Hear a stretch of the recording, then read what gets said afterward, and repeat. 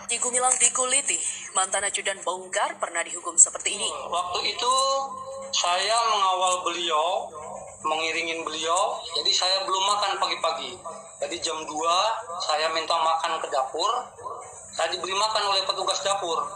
Tapi saya dilaporkan oleh kepala dapur, dilaporkan kepada Panji Gumilang. Anda minta makan ke dapur, kemudian dilaporkan kepala dapur ke Panji Gumilang, tuduhannya apa? Karena apa?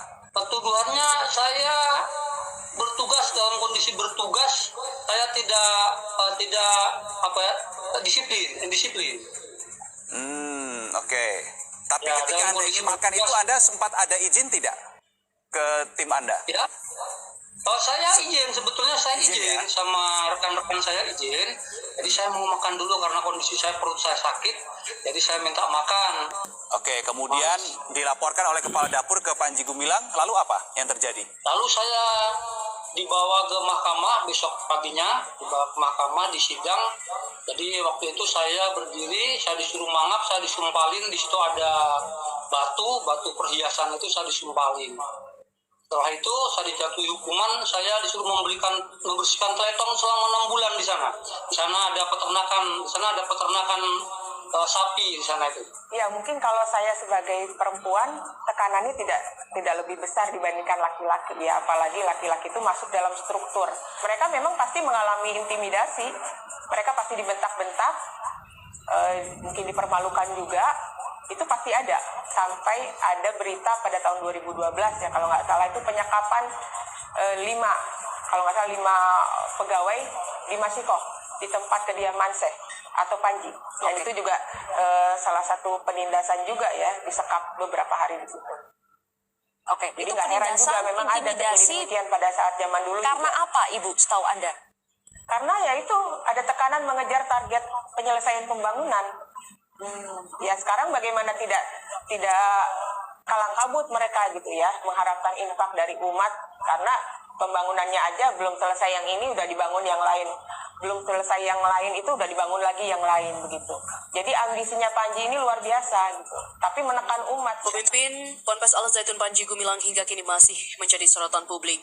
Nama Panji Gumilang tidak hanya naik karena pusaran kasus yang tengah menjeratnya, tapi juga karena pribadinya yang baru-baru ini dibongkar oleh ex-ajudannya. Mantan ajudan Panji Gumilang, Maulana Malik Ibrahim, mengungkapkan bahwa mantan bosnya itu merupakan bos yang otoriter. Maulana juga mengatakan bahwa dirinya pernah dihukum oleh Panji dengan alasan tidak disiplin. Ia menjelaskan bahwa pada saat dirinya mengawal Panji, dirinya kelaparan sehingga memutuskan untuk pergi ke dapur umum. Sesampainya di dapur umum, Maulana juga meminta makan akan tetapi tidak diberikan oleh petugas dapur. Sayangnya kepala dapur melaporkan Maulana sehingga ia harus mendapat hukuman.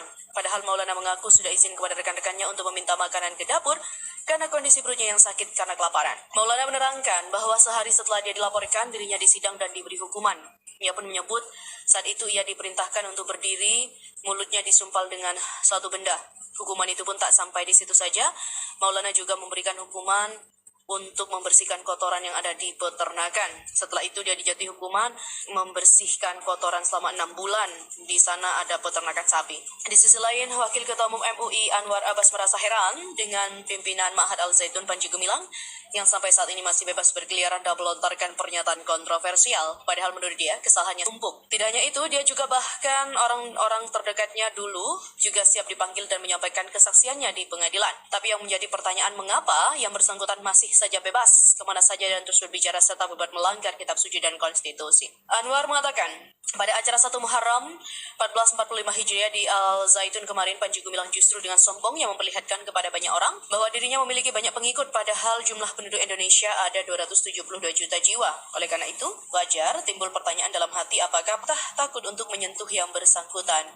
Berdasarkan penjelasannya itu, menurut dia, maka Panji bisa dan patut diduga memiliki backingan orang kuat tidak hanya di dalam tapi juga di luar negeri, terutama dari negara-negara yang mendukung Yahudi dan Israel. Ia mengatakan yang namanya hukum tidak pernah mengenal istilah takut dengan siapapun demi tegakkan keadilan. Karena itu dia pun menunggu langkah-langkah yang akan dilakukan penegak hukum. Jika para penegak hukum disinyalir tidak lagi mampu menegakkan hukum yang menjadi tugasnya, maka patut bisa diduga pemerintah dan para penegak hukum sudah kehilangan kemandiriannya. Ketua PP Muhammadiyah ini juga mengatakan mengatakan jika hukum tidak bisa ditegakkan di negeri ini, maka rakyatlah yang akan berbicara dengan mempergunakan bahasa dan caranya sendiri. Oleh karena itu, kita perlu mengingatkan pemerintah dan juga para penegak hukum agar jangan hanya karena ingin membela seorang lalu negeri ini pecah dan berantunkan satu sama lain karena mereka melihat pemerintah dan para penegak hukum tampak tidak lagi dapat dipercaya. Wakil Ketua Umum MUI Anwar Abbas curiga backingan pimpinan Ponpes Al Zaitun Panji Gumilang tak hanya berada di dalam negeri saja, melainkan dari luar negeri. Pasalnya menurut dia, Panji Gumilang terlihat tak takut berhadapan dengan proses hukum. Anwar Abbas juga mengaku heran meski sudah disudutkan termasuk oleh orang-orang yang pernah dekat dengannya, Panji Gumilang tetap berani berbicara yang bertentangan dengan kitab suci dan konstitusi. Tak hanya itu, pada peringatan 1 Muharram 1445 Hijriah kemarin, Panji mengundang aktivis Yahudi ke Al Zaitun dengan menggunakan kaos berlambang bintang Daud. Atas dasar keberanian dan kesombongan Panji itulah Anwar Abbas menduga ada pihak yang memiliki kekuatan besar yang berada di belakang Panji. Apalagi menurut Anwar, pemerintah tidak gesit berkaitan dengan Panji Gumilang ini.